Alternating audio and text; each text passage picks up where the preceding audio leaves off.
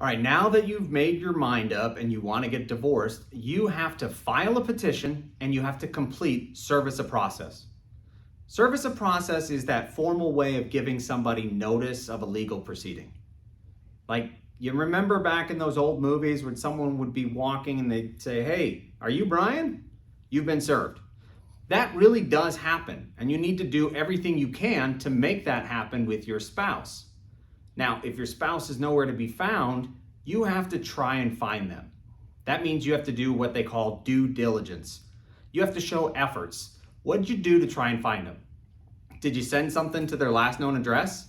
Did you try and go over there? Did you try and find them on Facebook? Did you ask their friends, family? Did you do anything to try and find them? And if you've done all of that, you can ask the court to do something called service by publication.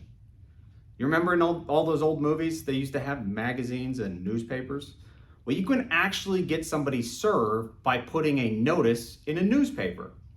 It's something that actually still happens. In other words, you put your ad in the newspaper saying, "I am going to get divorced and I'm going to show up in front of the judge on this date. If you don't show up on this date, I'm going to ask to go ahead without you."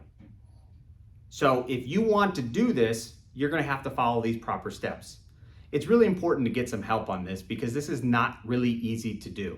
There's a few legal hurdles you have to run through, and it's important that you get some advice that you can trust on how to do each one of these steps. All right, if you're still watching this, you need help finding your spouse and getting them served.